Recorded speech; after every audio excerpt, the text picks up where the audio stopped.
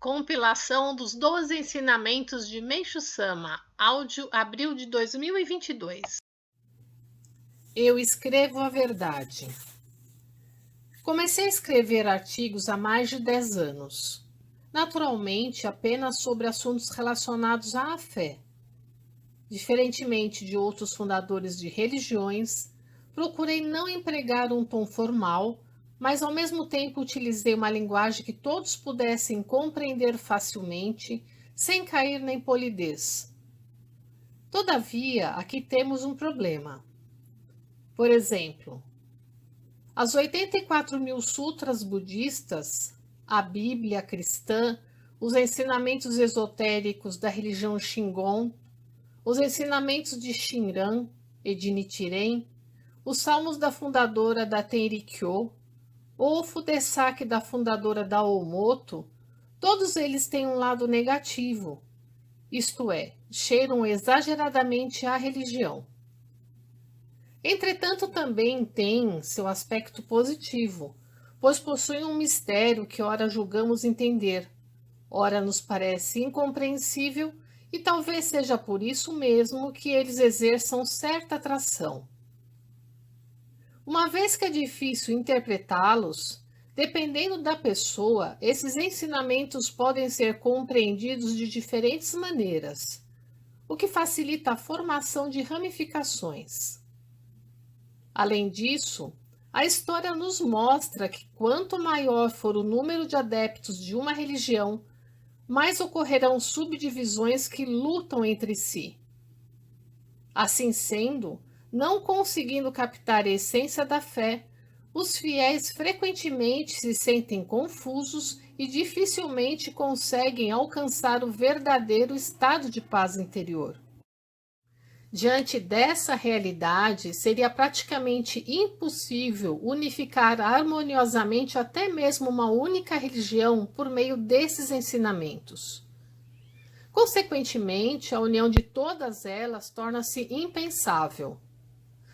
Este deve ser também o motivo do aparecimento de novas religiões a cada ano que passa. Observando somente o Japão, notamos que a tendência atual é aumentar o número de religiões proporcionalmente ao crescimento da população. Jeová, Deus, Logos, Tentei, Mukyoku, Amaterasu Okami, Kunito Kotachi no Mikoto, Jesus Cristo, Buda Sakyamuni, Amida e Kanon constituem o alvo de devoção de diversas religiões. Além destes, que são os principais, poderemos citar Mikoto, Nyorai, Daishi e inúmeros outros. Sem dúvida alguma, não levando em conta Inari, Tengu, Ryujin e mais alguns que pertencem a crenças populares. Eles são divindades de alto nível. É indiscutível que todos se originam do único e verdadeiro Deus, isto é, do Supremo Deus. Até hoje, contudo, cada religião se considera mais elevada que as demais, havendo certa discriminação entre elas. Dessa forma, é impossível promover a união de todas. Apesar disso, o objetivo das religiões é o mesmo, ou seja, não há uma sequer que não deseje a concretização do paraíso na Terra, mundo paradisíaco, do mundo ideal e em que toda a humanidade é feliz. Entretanto, o que é preciso para que este mundo se concretize? É necessário que surja uma religião que promova a união do mundo inteiro. Para tanto, deverá ser grandiosa e ultra-religiosa a ponto de toda a humanidade crer nela. Não quero dizer que essa religião seja a Igreja Messiânica, mas a missão desta é ensinar o meio que possibilitará a realização do mundo ideal, ou seja, mostrar como elaborar o plano, o projeto para a construção deste mundo. À medida que o número de pessoas conscientes disso aumentar em cada país, avançaremos gradativamente rumo ao nosso objetivo. Em síntese, será o esclarecimento da verdade. Através dela, todas as falácias se tornarão evidentes e serão corrigidas, concretizando um mundo de luz, claro e límpido. Naturalmente, o mal será excluído do ser humano, o bem que estava subjugado prosperará e a humanidade desfrutará da felicidade. Portanto, em primeiro lugar, é fundamental que a verdade seja divulgada às pessoas sem exceção. Falando assim, talvez as pessoas retruquem que desde os tempos antigos, inúmeros grandes mestres já vieram ensinando tudo sobre a verdade e que, por conseguinte, a essas alturas, isso não seria mais necessário. Contudo, este é o problema. Isso porque, se a verdade tivesse sido desvelada até o presente, ela já teria sido esclarecida e o mundo paradisíaco estaria concretizado ou se encontraria próximo. Todavia, sequer visualizamos indícios de tal afirmativa. Em termos materiais, talvez possamos dizer que estamos nos aproximando do paraíso. Por outro lado, ou seja, em termos espirituais, não se observa nenhum avanço, sendo que há até mesmo um retrocesso. Assim, sequer podemos prever quando o mundo paradisíaco será verdadeiramente concretizado. Desse modo, as pessoas perceberão que o motivo reside no fato de, até hoje, ter se acreditado numa verdade que, na realidade, não era a verdade. O melhor meio para constatar o que estou dizendo é observar a real situação do mundo. Tudo se encontra por demais distante da condição paradisíaca. A doença, o maior sofrimento do ser humano, não está diminuindo, e o dissabor da vida denominado pobreza continua. O conflito entre os indivíduos, entre os países, isto é, a guerra, encontra-se na situação que podemos observar. Portanto, isso é a prova de que a verdade não está sendo posta em prática. Consequentemente, aquilo que até agora era considerado verdade, na realidade consistia numa pseudo-verdade. Esta, além de não ter sido benéfica, veio até mesmo sendo um obstáculo à construção do paraíso. No entanto, finalmente o tempo chegou. Deus esclarecerá a verdade à humanidade através de minha pessoa. Sendo essa a razão da instituição da nossa Igreja Messiânica, os textos que eu escrevo são orientados por Deus de tal forma que todas as pessoas possam compreender. Assim sendo, o que escrevi até agora é verdade. Vou desvelar a pseudo-verdade e ensinar como sanar suas falhas, refletindo-as no espelho da verdade. Assim, não só ficará clara a diferença entre a verdade e a pseudo-verdade, como também vou mostrá-la com base na realidade. É isso que vem a ser o método do Jorei, o cultivo agrícola natural, o aperfeiçoamento da arte e a construção do modelo do paraíso terrestre. Em suma, o empreendimento que agora estou realizando, o grande esforço para que todos compreendam a verdade por meio da palavra escrita, constitui um importante processo de esclarecimento da verdade. Em 25 de setembro de 1951. Notas. Shingon. Religião de linhagem budista fundada no Japão há mais de 1.200 anos pelo monge Kobo Daishi, 774-835. Shinran. Shinran Shonin, 1173-1263. Foi um monge budista japonês que fundou a religião de linhagem budista do Chodo Shinshu. O Fudesaki. Livro sagrado de revelações divinas da religião Oomoto. Cultivo agrícola natural.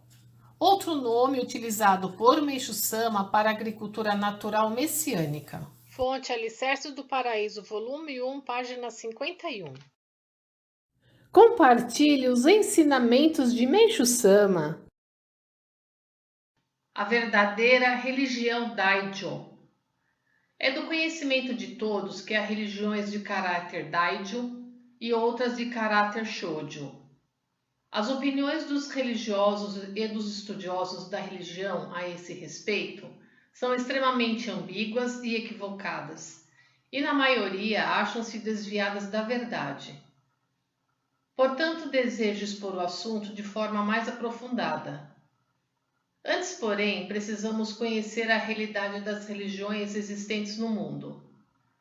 Desde os tempos remotos, elas se fundamentam nos ensinamentos de seus respectivos fundadores e possuem suas formas e métodos de doutrinação, ou seja, dessa maneira diferenciam-se entre si. Vejamos. Tanto as religiões difundidas mundialmente como o budismo e o cristianismo e também o shintoísmo e o budismo no Japão são assim. E ainda, dentro de cada ramificação, há subdivisões que são diferentes entre si. Analisando essa realidade, sinto que ela está totalmente fora da lógica, porque se o amor fraternal e o espírito de cooperação e paz constituem a própria vida das religiões, o objetivo de todas elas deveria ser único. Portanto, o certo seria que não houvesse diferenças nem na forma nem no método. Enquanto as religiões se manifestarem separadas, evidentemente o pensamento da humanidade também continuará dividido e isso pode se tornar a causa do caos social. Como a força do cristão do lado da religião, ou seja, do bem, é dispersa, os seres humanos não conseguem opor-se à força do mal. Percebemos isso ao observarmos a realidade em que, frequentemente, não é a religião que vence, mas sim o mal que está do lado oposto. A força de Deus é 100% e a força do mal 99%. No final, evidentemente, Deus vencerá, mas até lá o sofrimento pelo qual as pessoas de bem passarão não será nada fácil. Tive muitas experiências nesse sentido. O mal possui grande poder e tem domínio sobre quase tudo. Ele está constantemente à espreita, esperando uma brecha para atacar. Portanto, sinto que os episódios envolvendo Satanás e Jesus Cristo, e Devadatta e Buda Sakyamuni se repetem até hoje. Vemos, pois, que a religião precisa ter maior força que o mal. Do contrário, este mundo não se tornará um mundo feliz onde o bem triunfe. É dessa forma que as religiões se unirão e o mundo se tornará um só, fazendo surgir um mundo de felicidade sem preocupações. Será um trabalho difícil, mas não impossível porque o objetivo de Deus, ou seja, o paraíso terrestre, está próximo. A condição básica é abandonar o caráter Shōjo e pautar-se no caráter Daijo. Trata-se de um amplo movimento cultural que abrange todas as áreas da vida humana como religião, ciência, política, economia, arte, etc. E para desempenhar a função de líder, é necessário que apareça um gigante com força e sabedoria sobre-humanas. Em 6 de janeiro de 1954. Nota: Devadatta. Nas escrituras budistas, Devadatta, primo de Buda Sakyamuni, é descrito como um homem perverso que intentou matar Buda e destruir a ordem budista. Compartilhe os ensinamentos de Meishu-sama. Novas lojas e lojas renomadas. Observando atentamente o comércio varejista, vemos que existem 2 tipos de lojas, as novas e as renomadas. Como todos sabem, as lojas novas objetivam desenvolver-se amplamente e por isso são dinâmicas, mas ainda não ganharam a plena confiança das pessoas.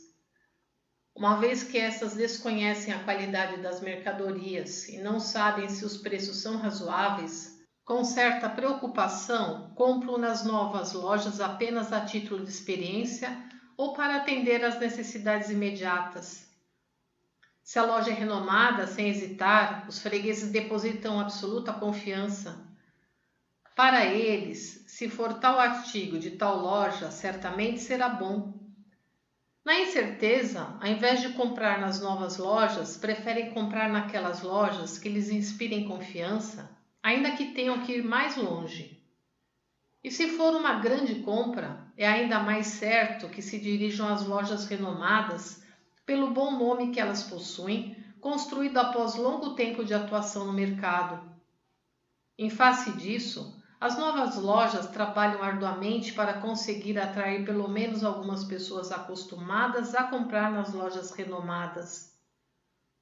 Trata-se de uma situação que todos conhecem e, por conseguinte, dispensa maiores comentários.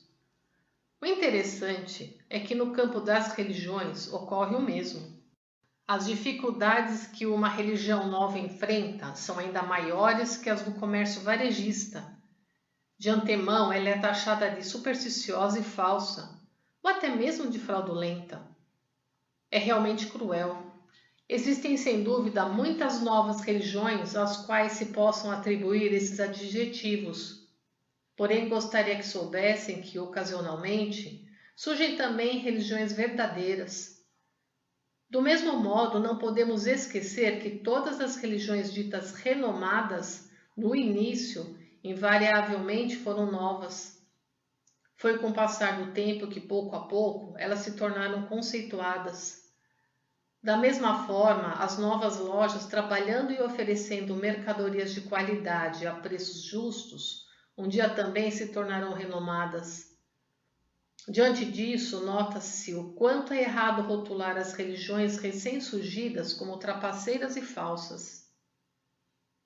Pelos motivos expostos, creio que a correta atitude dos críticos deveria ser analisar as novas religiões japonesas o suficiente antes de julgá-las como boas ou más, e só depois escrever a seu respeito. Em 30 de março de 1949. Compartilhe os ensinamentos de Meishu-sama. Renove-se constantemente.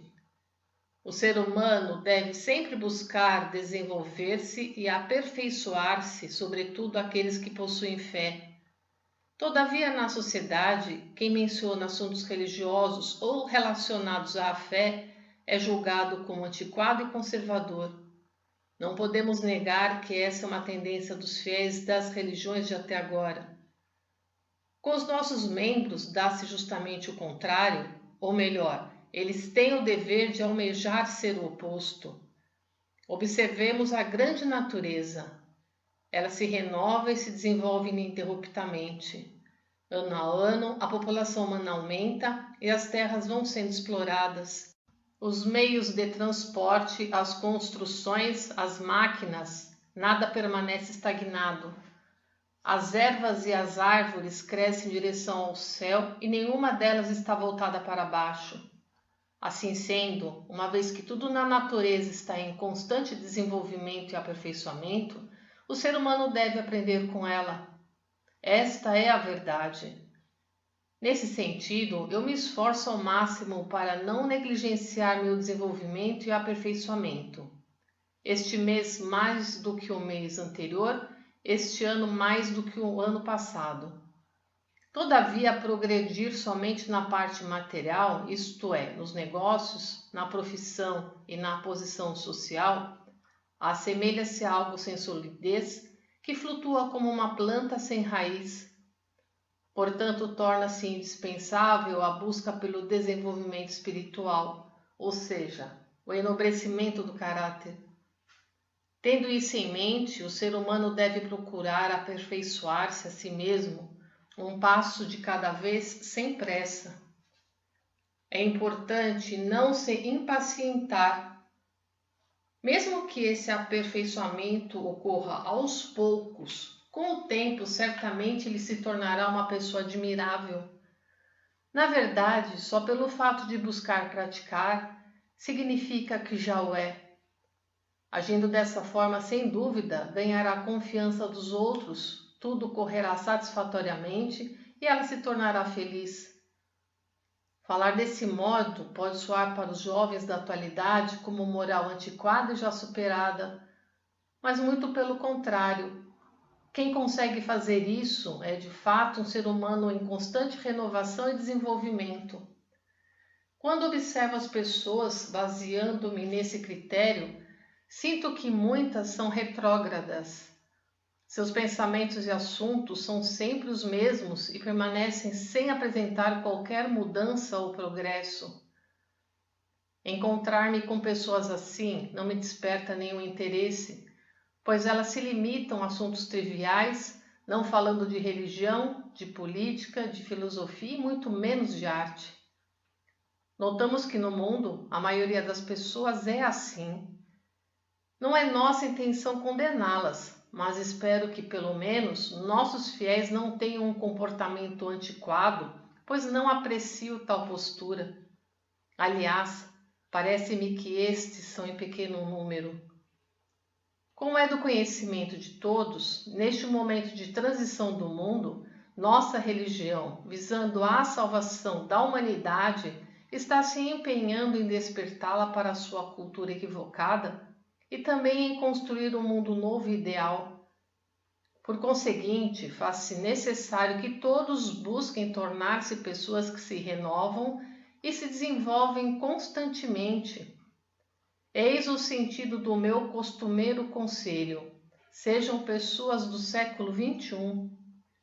Em 11 de outubro de 1950. Compartilhe os ensinamentos de Meixo Sama. Elevação da temperatura corporal. A medicina tem elaborado várias teorias sobre a causa da elevação da temperatura corporal. Uma delas diz que, de maneira geral, existe o centro de elevação da temperatura no interior do cérebro, e que quando ele é estimulado, a temperatura se eleva. Há também a teoria de que isto ocorre devido à movimentação dos braços e pernas, ou que se origina no fígado e nos rins. Dizem ainda que a temperatura do corpo humano se eleva devido à combustão dos alimentos ingeridos. Se esta teoria estiver correta, quando se adoece, a temperatura corporal se eleva porque a toxina da doença estimula esse centro. Então, qual é a natureza desse centro? Como e por qual razão a febre ocorre quando ele é estimulado? Creio que isso é algo impossível de ser explicado de maneira categórica. Afinal de contas, como já expliquei anteriormente, tal centro não existe.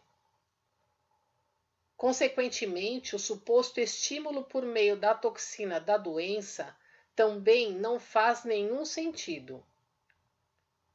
Imagino que, como na maioria dos casos, quando a pessoa adoece, a cabeça fica com temperatura elevada e dolorida. Interpretou-se equivocadamente que existia um centro de elevação da temperatura no interior da cabeça. Por essa razão, é que se recomenda resfriar a cabeça com gelo em caso de doença acompanhada de febre. Quanto à teoria da elevação da temperatura ser decorrente da movimentação dos braços e pernas, é uma dedução simplista do fato de que ela é provocada pelo movimento acrescido do processo de purificação gerado neste momento. No que diz respeito à elevação da temperatura se originar no fígado ou nos rins, penso que seja uma interpretação errônea, porque a maioria das pessoas possui binetsu nessa região por conta da purificação das toxinas aí solidificadas. Relativamente à manutenção da temperatura corporal por meio da combustão dos alimentos, não há teoria mais absurda. Nada é mais inacreditável que a ideia do alimento ser queimado no interior do aparelho digestivo. Creio que tenham imaginado a temperatura corporal como algo semelhante a um aquecedor à lenha e a digestão do alimento como sendo a queima da lenha. Espero que leiam com a máxima atenção possível a explicação que darei a respeito da causa da febre, pois se trata de uma teoria inédita obtida por meio de minhas pesquisas. Tudo o que existe é composto de 3 elementos principais: O nascimento e o desenvolvimento de todas as coisas dependem da energia desses três elementos constituintes: o Sol, a Lua e a Terra. O Sol é a fonte do elemento fogo, a Lua a fonte do elemento água, a Terra a fonte do elemento terra. As energias do fogo, da água e da terra movem-se, cruzando-se e fundem-se nos sentidos vertical e horizontal. Verticalmente significa que, do céu à terra há três níveis: o Sol, a Lua e a Terra. Isso pode ser claramente observado por ocasião de um eclipse solar. O céu é o mundo do fogo, cujo centro é o Sol. O espaço intermediário é o mundo da água, cujo centro é a Lua. O plano terrestre é o mundo da Terra, cujo centro é o globo terrestre.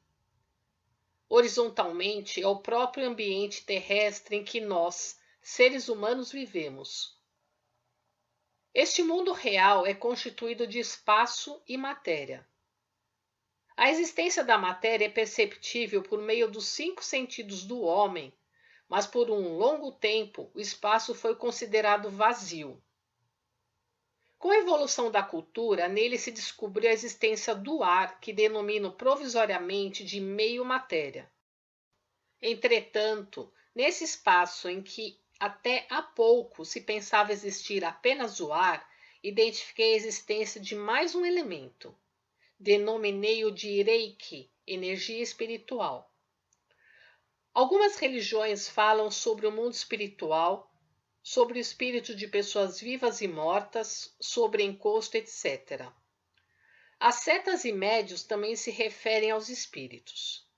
Com a evolução da ciência espiritual nos Estados Unidos e na Europa, as pesquisas sobre o assunto têm se desenvolvido razoavelmente. As explanações contidas nas obras como Raymond, da autoria de Sir Oliver Joseph Lodge, 1851 a 1940, e registros de pesquisa sobre o mundo espiritual do Dr. Ward são dignas de confiança, mas diferem completamente do enfoque de minhas pesquisas. Por princípio, o elemento constituinte da matéria é a Terra. Qualquer pessoa sabe que toda a matéria surge da Terra e ela retorna. O elemento água é o meio-matéria, é liberado pela Lua e está impregnado no ar. O Reiki, entretanto, não é matéria nem meio-matéria. É irradiado do Sol e é imaterial. Por esse motivo, sua existência até hoje não foi comprovada. Como já disse, a essência da matéria é a terra, a essência do ar é a água, a essência do Reiki é o fogo. Resumindo, a terra é matéria, a água é meio matéria, o fogo é imaterial. Da união desses três elementos surge a força. Cientificamente, quer dizer que os três, como partículas atômicas infinitesimais, fundem-se e agem conjuntamente. Eis a realidade do universo. Portanto, a existência da umidade e a temperatura adequada para a sobrevivência das criaturas no espaço em que respiramos são decorrentes da fusão e harmonização do elemento fogo e do elemento água. Se o elemento fogo se reduzir a zero, restando apenas o elemento água, o universo ficará congelado instantaneamente. Ao contrário, se restar apenas o elemento fogo e o elemento água se reduzir a zero, haverá uma explosão e tudo desaparecerá. Os elementos fogo e água unem-se com o elemento terra e dessa união produz-se a força que promove o nascimento e o desenvolvimento de todas as coisas. Por essa razão, o fogo, pela sua natureza, arde em sentido vertical e a água corre em sentido horizontal. O fogo arde pela ação da água e a água se move pela ação do fogo. Desde a antiguidade, o ser humano é considerado um pequeno universo e o princípio acima também se aplica ao corpo humano. Isso é, o fogo, a água e a terra correspondem respectivamente ao coração, ao pulmão e ao estômago. O estômago digere o que é produzido pela terra. O pulmão absorve o elemento água e o coração o elemento fogo. Sendo assim, podemos compreender que esses órgãos desempenham um papel tão importante na constituição do corpo humano. Entretanto, até hoje, o coração é visto apenas como órgão bombeador do sangue, o qual, cheio de impurezas, é levado ao pulmão para ser purificado pelo oxigênio. Assim, ele é tido unicamente como órgão do sistema circulatório, pois se desconhece por completo a existência do elemento fogo. Como dissemos, o estômago recebe o elemento terra proveniente do alimento ingerido. O pulmão aspira o elemento água pela respiração. E o coração absorve o elemento fogo pelos batimentos cardíacos. Portanto, a febre que sobrevém quando se adoece tem por finalidade dissolver as toxinas solidificadas na parte enferma. E o calor necessário ao corpo, isso é, o elemento fogo, é absorvido do mundo espiritual pelo coração. Isso quer dizer que os batimentos cardíacos são movimentos bombeadores por meio dos quais esse elemento é retirado do mundo espiritual. O aumento dos batimentos cardíacos, ou melhor, da pulsação, antes de surgir a febre, deve-se à aceleração da absorção do elemento fogo. Os calafrios que se tem na ocasião são motivados pelo desvio de calor necessário ao processo de purificação e, desse modo, provisoriamente diminui-se a quantidade de calor que mantinha a temperatura do corpo. A diminuição da febre significa o fim do processo de dissolução das toxinas. Sendo assim, a temperatura do corpo é resultante da absorção incessante do elemento fogo do mundo espiritual por meio do coração. O pulmão absorve continuamente, através da respiração, o elemento água do mundo atmosférico. E por essa razão, além do volume de líquido ingerido pela boca, a água existente no corpo humano também é absorvida, em grande parte, por intermédio dos pulmões. É por esse motivo que, tão logo a pessoa falece, imediatamente sua temperatura cai, o corpo fica gelado e perde a umidade, o sangue coagula e o cadáver começa a secar. Explicando melhor, com a morte o espírito separa-se do corpo carnal e entra no mundo espiritual. Como desaparece o espírito, que é o elemento fogo, a parte líquida solidifica-se. Em outras palavras, o espírito retoma ao mundo espiritual, a parte líquida ao mundo atmosférico e o corpo à terra. É preciso atentar para o seguinte: tanto os médicos como as pessoas em geral consideram a utilização do termômetro a maneira ideal de medir a temperatura corporal. Mas, do meu ponto de vista, isso não é suficiente. O aumento da temperatura, na verdade, ocorre em um determinado local do corpo. As pessoas em geral pensam que ele ocorre no corpo inteiro, mas é um grande erro. Quando eu aplico o tratamento a uma pessoa com febre alta de cerca de 40 graus, como a origem da febre é a ação purificadora de um nódulo do tamanho da ponta do dedo, com a sua dissolução, a temperatura do corpo inteiro baixa de imediato. Quando o processo de purificação é mais intenso, todo o corpo esquenta. Caso o processo de purificação seja mais brando, o calor é localizado.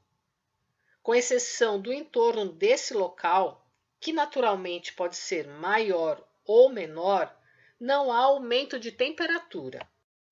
Consequentemente, o termômetro embaixo da axila indicará febre no caso de doença na região da axila, de purificação de toxinas solidificadas na base do braço ou de neuralgia intercostal, por exemplo. Nesses casos, a virilha, a região dos rins e a região da cabeça não apresentam elevação de temperatura. Na realidade, há uma diferença entre a axila direita e a esquerda. Em casos especiais, há mesmo pessoas com uma diferença de meio grau. Sendo assim, medir a temperatura com termômetro não é suficiente. Com o método de medir temperatura utilizado por mim, é possível identificar até Binetsu. Basta sentir a região com a palma da mão. Consigo identificar o mínimo aumento de temperatura com precisão. Naturalmente, para chegar a esse nível é necessário bastante treinamento, mas em geral, qualquer pessoa consegue o mesmo se praticar com cerca de 1 ano. Vou explicar o quanto é equivocado baixar a febre utilizando o método de resfriamento.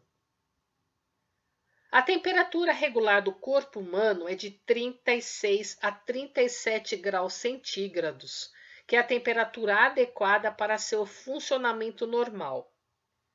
Contudo, ao resfriá-lo, a temperatura chegar a 0 grau, por causa do gelo, as funções da região tratada, evidentemente, ficarão comprometidas. O tratamento para a febre alta que ocorre em doenças como derrame cerebral, pneumonia, tifo e outras, consiste invariavelmente em resfriar a cabeça com gelo, o que provoca uma espécie de congelamento, que, consequentemente, leva a uma isquemia que paralisa e prejudica o funcionamento do cérebro. Na maioria dos casos, a pessoa morre não por causa da doença, mas devido ao resfriamento. Conforme dito acima, o resfriamento por gelo não só traz resultados adversos, mas também interrompe radicalmente o processo de purificação. À vista disso, gostaria que fosse absolutamente abolido. Outro ponto importante é a reação causada pelos antitérmicos, algo que sequer é imaginado pelos especialistas e pessoas em geral. Após a utilização de antitérmicos de maneira constante, por mais de 1 semana no combate a determinada doença, a reação começa a surgir pouco a pouco em oposição à ação do antitérmico. Da mesma maneira que quando pressionamos algo, surge uma força contrária. Na mesma lógica, vemos que quanto maior a utilização de laxativos, maior a prisão de ventre. A utilização constante de diuréticos faz diminuir a quantidade de urina. Quando a temperatura se eleva, utilizam-se antitérmicos e, com isso, provoca-se uma elevação ainda maior. A temperatura de 37 graus sobe para 38 e assim vai até chegar a uma febre mais alta, de 40 graus ou mais. Os médicos ficam em apuros e consideram como sendo uma febre de origem desconhecida. A febre persistente vista nos pacientes com doenças pulmonares se deve, na maioria dos casos, ao que foi explicado acima.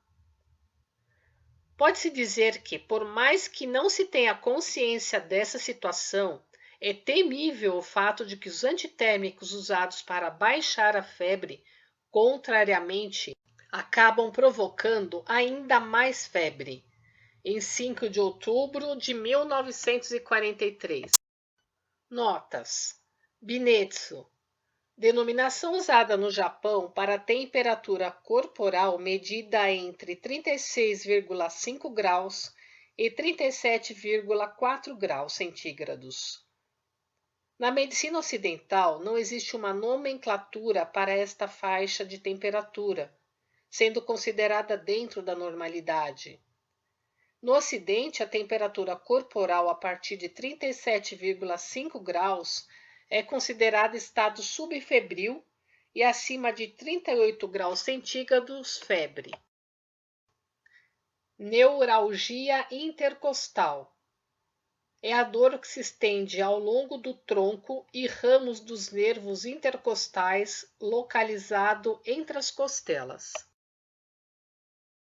Arte da religiosidade e da filosofia, democratizando a arte TV no YouTube. Compartilhe os ensinamentos de Meixo Sama. Os virtuosos bem-sucedidos na vida. Este é um título que pode parecer estranho, mas uma vez que se trata de um assunto que as pessoas quase não têm percebido, vou expô-lo a seguir.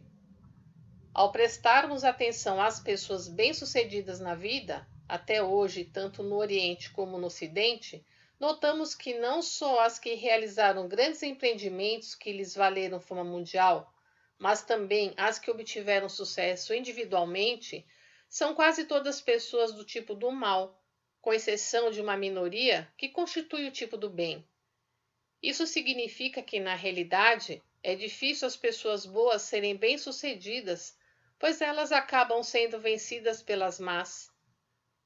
Longe de se preocupar se vai incomodar os outros ou causar danos à sociedade, a maioria obtém sucesso escapando habilmente das malhas da lei e parece acreditar que para isso não há outro meio. Assim sendo, quando alguém vê um indivíduo bem-sucedido, logo lhe vem a ideia preconcebida de que essa pessoa seja astuta e que não se deve confiar nela, uma vez que por detrás de seu sucesso, sem dúvida alguma, estão ocultas ações nem um pouco dignas de serem mencionadas. Não há por que ser diferente, uma vez que essa realidade deve ser verdadeira. Consequentemente, as criaturas ambiciosas que almejam o sucesso a imitam e, acreditando que a forma mais inteligente é não escolher os meios para alcançar os objetivos, agem desse mesmo modo. Esta é a causa dos males sociais da atualidade. Tal forma de encarar as coisas está tão enraizada na cabeça dos homens de hoje que, quando estes olham para nós, nos observam sob esse mesmo prisma.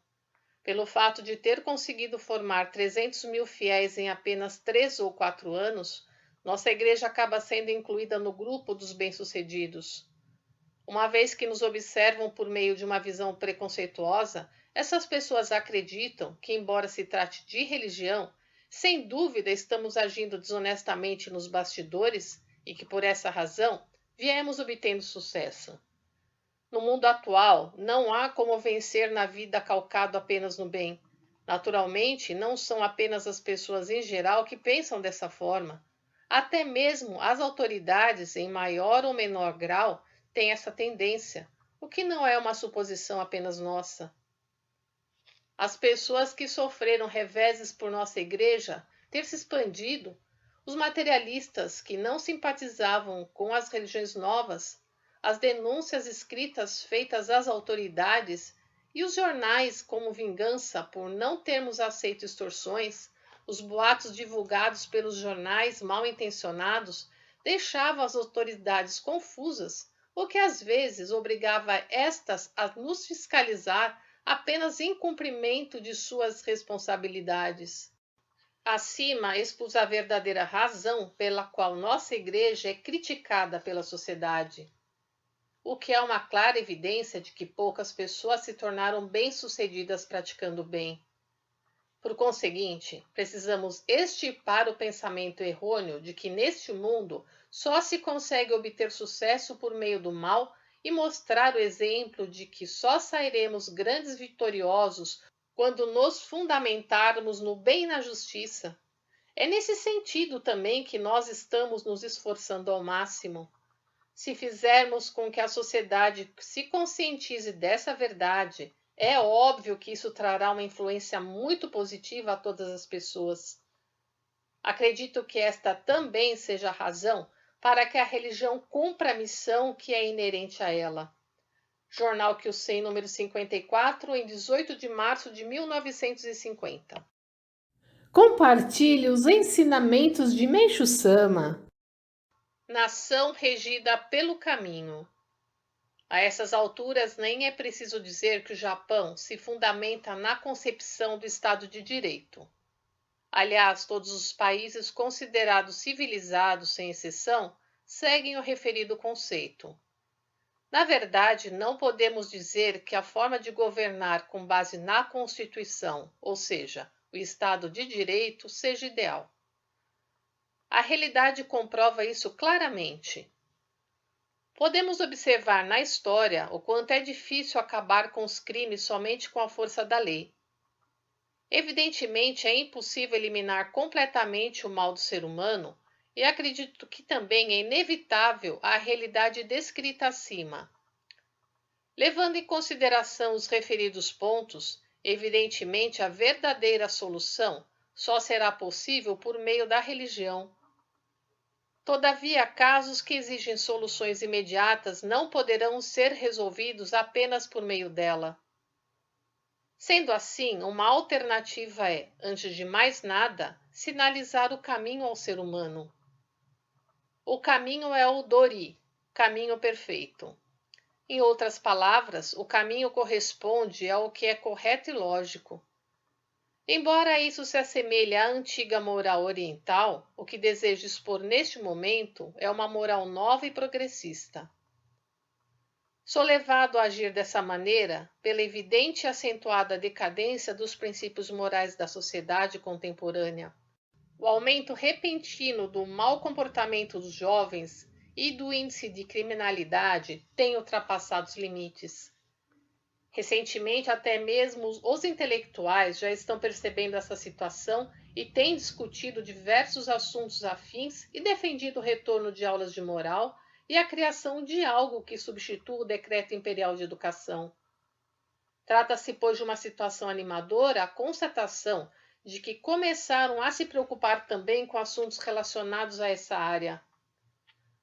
O que nos fez chegar a esse estado de coisas, sem dúvida, foram a perda do ponto de referência do povo após a Segunda Guerra Mundial e a tumultuada situação, a qual aumentou o número de criaturas desorientadas moralmente.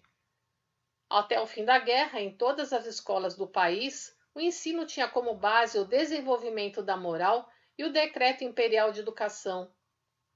Além disso, uma vez que o conceito de lealdade era incutido ao povo japonês desde os tempos remotos, é inegável que a sociedade daquela época era muito mais disciplinada que a atual. Nem por isso, todavia, devemos restaurar a velha moral. Assim sendo, de alguma forma, torna-se imprescindível criar uma nova mentalidade. Após a guerra, a democracia foi legada ao povo japonês e contribuiu decisivamente para que pudesse libertar-se da ideologia feudal. Infelizmente, a sociedade chegou a esta conjuntura lamentável e caótica por ter ultrapassado os limites. Sendo assim, é mais do que necessário estabelecer uma nova moral japonesa, semelhante ao cavalheirismo inglês que esteja em conformidade com a época atual, abandonando o que há de mal e aproveitando o que existe de bom no antigo e no novo pensamento. Para tanto, conforme expus há pouco, a base é o conceito fundamental denominado caminho, cuja noção deve ser intensamente incentivada, tanto em termos educacionais quanto sociais. Se conseguirmos diminuir uma parte que seja do mal social, deveremos alegrar-nos profundamente. Para que possam ter uma melhor compreensão sobre o caminho, ou seja, sobre o Dori, devo dizer que ele se liga a todas as coisas. Ou melhor, ele é a bússola perfeita para a vida humana. Isso porque, seguindo o caminho, o ser humano se livrará de insucessos e desgraças.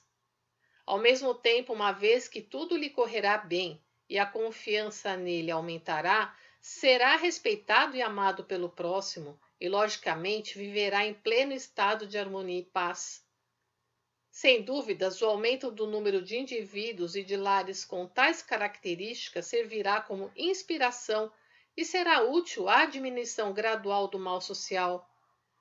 Nesse sentido, se continuarmos dependendo apenas das leis, como ocorre atualmente, crescerá o número de pessoas espertas e inescrupulosas que apenas agem de forma a não cair nas malhas da justiça. Como tenho afirmado, Deus, em outras palavras, é o caminho perfeito, Dori. Portanto, reverenciar a Deus significa seguir o caminho. Sendo assim, o ser humano que trilha o caminho perfeito e é governado por ele é um verdadeiro ser civilizado. Ofereço esse artigo aos intelectuais do mundo. Jornal Eiko, número 90, em 7 de fevereiro de 1951. Compartilhe os ensinamentos de Meishu Sama. Religião, educação e política. Podemos dizer que atualmente o mundo está realmente repleto de males sociais. Por toda parte ocorrem fatos desagradáveis uns após os outros e a intranquilidade das pessoas atingiu o ponto máximo. Portanto, precisamos fazer uma reflexão profunda para sabermos onde se encontra a causa que levou a sociedade a estar nessas condições. É evidente que a responsabilidade disso deveria ser assumida pela religião, pela educação e pela política, e a questão é saber em que ponto se encontra latente o gravíssimo equívoco nessas três instituições. A chave para a solução do problema está em conhecer claramente esse equívoco. Vou apresentá-lo a seguir. Em primeiro lugar, na área religiosa, com exceção do cristianismo, as demais religiões tradicionais encontravam-se muito defasadas em relação à nossa época. O mesmo se diz a respeito do budismo, que surgiu há mais de 2.600 anos. Ele visava o povo hindu, e por mais eminente que tenha sido Sakyamuni e por mais profundos que foram seus ensinamentos, não há como ambos serem condizentes com a realidade atual. Mais ainda quando a situação se refere à atual sociedade japonesa. Os hindus daquela época entregavam-se diariamente às meditações no interior dos bosques, lendo milhares de sutras para alcançarem a verdadeira iluminação espiritual. No entanto, para os homens atuais, que têm uma vida atarefadíssima, isso é impraticável. Podemos dizer que a atual e lamentável situação das religiões tradicionais de nada conseguirem fazer além de proteger os túmulos é realmente uma consequência natural. Não temos outra forma senão afirmar que esta situação crítica na tentativa de fazer apenas com que os ensinamentos de Buda não sejam extintos é realmente lamentável. Creio que ninguém poderá me contestar quando afirmo que elas estão agindo fora do campo da religião pelo fato de se valerem de atividades sociais como único meio de subsistência. A seguir, vamos falar sobre educação, que também se desviou muito do seu caminho. Sem dúvida, o verdadeiro objetivo da educação é formar seres humanos extraordinários. Naturalmente, são pessoas que se pautam na justiça e retidão e se esforçam em prol do desenvolvimento do bem-estar social. Embora a verdadeira educação forme seres humanos que contribuem para a elevação da cultura, a realidade atual nos mostra que até mesmo indivíduos graduados em instituições universitárias cometem crimes e prejudicam a sociedade. Diante disso, é preciso que alguma providência seja tomada. Então, onde está o erro da educação? Ele reside na demasiada importância dada ao materialismo. Sobre isso temos dito incansavelmente que se o materialismo não caminhar com o espiritualismo, não será possível sequer cogitar em atingir o verdadeiro objetivo da educação. Entretanto, como se trata de um erro que vem de longa data, estamos plenamente cientes de que enfrentaremos sérios obstáculos se tentarmos corrigi-lo de uma hora para outra. O espiritualismo faz reconhecer a realidade do espírito, o que também significa reconhecer a existência de Deus. Sem isso, ele não se teria constituído. Naturalmente, a religião veio se encarregando disso até hoje, mas por falta de uma religião dotada de força, não foi possível obter resultados plausíveis. Nossa religião surgiu nesse momento e justamente ela tornará possível tanto o reconhecimento do espiritualismo como o avanço simultâneo da religião e da ciência. Dessa forma nascerá um mundo de eterna paz, onde a humanidade poderá viver uma vida celestial. Por mais que a cultura avance, se a felicidade não for proporcional ao progresso, será necessário que a humanidade perceba o quanto antes que esse fato se deve ao pecado de ter ficado exclusivamente fascinada pela cultura material. No que concerne à política, sua situação também é calamitosa. Tomarei por base exclusivamente o panorama japonês, que, mesmo sob o domínio militar estrangeiro, é assaz medíocre. Sendo a política materialista, seu conteúdo torna-se ainda mais inexpressivo. Podemos afirmar que são raros políticos de visão ampla e que a maioria se restringe às tarefas do dia a dia. A causa disso reside nas nuvens espirituais que encobrem a alma. Portanto, nem mesmo os políticos conseguirão realizar uma boa política se não tiverem por base a fé. Já que as religiões tradicionais não possuem tanta força, a única solução é o aparecimento de uma religião nova e poderosa. Jornal Hikari número 24, em 27 de agosto de 1949. Compartilhe os ensinamentos de Meishu Sama. Depois de uma espera de milhares de anos, o plano de Deus está agora no limiar de sua realização. Poema 5. É preciso ainda ampliar o paraíso terrestre de Hakone de Atami, bem como construir o de Kyoto. No futuro, pretendo igualmente edificar nas regiões de Kyushu, Hokkaido e Tohoku, entre outras do Japão. Mesmo que tenhamos muitos recursos financeiros, esses não serão em demasia. Pretendo construir no Havaí e, da mesma forma, criar um protótipo do paraíso terrestre e um museu de arte no continente. Quanto aos Estados Unidos, como o recurso financeiro necessário certamente será de lá, de minha parte, farei apenas o projeto. Disseram-me que o Sr. Rockefeller virá a Hakone no ano que vem. Se ele achar uma boa ideia e desejar que também seja construído um protótipo do paraíso terrestre nos Estados Unidos, os recursos financeiros não serão um problema. O fundo da Fundação Rockefeller é realmente muito expressivo. Enfim, se não construir o paraíso terrestre nos Estados Unidos, a Igreja Messiânica Mundial não se tornará mundial. Todavia, isso é apenas uma questão de tempo, pois se trata de algo que está determinado a se concretizar. Depois será construído na Europa e no Oriente, em países como a China, a Índia, a Birmânia, atual Myanmar. Deus já fez os preparativos nessas regiões.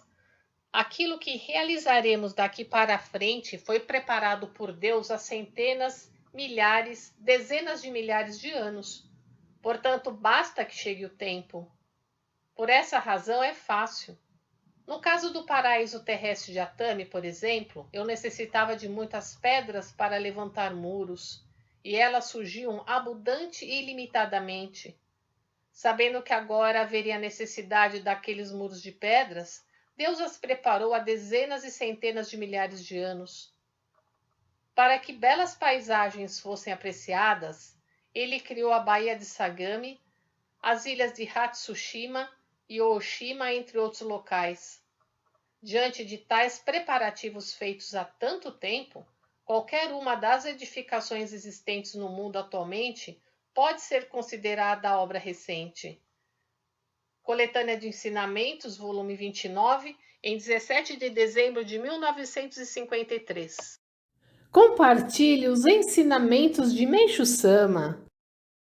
Deus atribuiu ao ser humano, o Senhor de todas as criaturas, a missão de construir o paraíso na Terra. Nidai Sama, poema 7. Nem é preciso dizer que o ser humano é o Senhor de todas as criaturas. Ele é o rei e governa o globo terrestre. Tudo o que existe entre o céu e a terra são existências necessárias aos indivíduos. É evidente que, em primeiro lugar, são essas coisas que mantêm a vida humana e, em segundo, auxiliam no cumprimento da missão de cada pessoa. Jornal Eiko número 222, Ultra Ciência, em 19 de agosto de 1953. Isso porque, originariamente, o ser humano é o rei e governante do globo terrestre. Por esse motivo, toda a matéria está subordinada a ele. Esta é movida à mercê da própria vontade humana, protege o corpo físico, desempenhando diversas funções a fim de suprir as necessidades de sobrevivência do ser humano. Em suma, a diferença seria tal qual vemos entre senhor e súdito. De acordo com esse princípio, evidentemente, o ser humano poderá, por meio da ciência criada por ele, transformar todas as coisas de acordo com sua vontade e fazê-las progredir. É por isso que foi possível alcançar esta atual e maravilhosa civilização. Jornal Eco, número 225, Deus e a Lente de Vidro, em 9 de setembro de 1953. Compartilhe os ensinamentos de Meixo Sama. Não há nada mais precioso neste mundo que a vida, porque graças a ela posso participar da obra divina. Poema 90. Na verdade, a repurificação não deveria ocorrer. Mesmo fazendo essa afirmação, até certo ponto ela é inevitável, mas não se chega a perder a vida em razão da repurificação. A repurificação ocorre geralmente no caso da tuberculose. Se aqueles que estavam desenganados pelos médicos e destinados a morrer foram salvos, a gratidão pela vida é imensa. Por essa razão, mesmo que sacrifiquem todas as coisas, é preciso agradecer a vida recebida. Agradecer implica a necessidade de dedicar. Como a pessoa não está atenta a esse ponto, é natural que Deus a deixe de lado. Sendo assim, a repurificação ocorre porque a pessoa a provoca. Uma vez que as pessoas da atualidade cultivam a superstição da medicina, sentem-se muito gratas pela cura obtida por meio dos tratamentos médicos, mas sentem pouca gratidão pela cura obtida por intermédio da fé. Ou seja, como pensam que a doença não pode ser curada pela fé, interpretam a cura da seguinte forma: devo ter me curado porque chegou a hora. Ou, acho que os inúmeros medicamentos que tomei até hoje começaram a fazer efeito. Contudo, logo se esquecem que se curaram pela ação dos médicos. Com Deus, este tipo de atitude fora da lógica é totalmente inaceitável. Até hoje, como Deus atuava ocultando a luz da sua sabedoria e virtude para se aproximar das pessoas e salvá-las, essa situação até era permitida em parte. Todavia, daqui para frente, isso não será mais permitido. Na religião Omoto, existe o seguinte ensinamento: quando Deus se torna rigoroso, o povo se apazigua. São palavras sábias. Coletânea de Ensinamentos, volume 22, em 15 de maio de 1953. Compartilhe os ensinamentos de Meixo Sama. Como sou feliz por estar vivo. Devo retribuir as graças divinas com todas as forças do meu ser. Poema 91. O ponto vital do problema dessa pessoa é ter esquecido que sua vida fora salva. Ela já estava condenada à morte devido ao excesso de toxinas medicamentosas. Que pena! Fora vítima da medicina. Quando se restabeleceu a ponto de poder trabalhar, deveria ter se dedicado imediatamente à causa divina. Afinal, a vida não era sua propriedade, pois fora recebida de Deus. Uma vez salva por Deus, a vida pertence a Ele. No entanto, a pessoa agiu conforme a própria conveniência, distanciou-se da proteção divina. Por esse motivo é normal o agravamento da doença. Assim sendo, é preciso ter consciência desse ponto. Uma vez concedida a nova vida à pessoa, Deus disse: seja útil a obra divina. É por isso que ela não poderia trabalhar em outra coisa a não ser no servir a Deus. Há muitos casos semelhantes a esse. O fato é que as pessoas usam a vida especialmente recebida como sua exclusiva propriedade a seu bel prazer.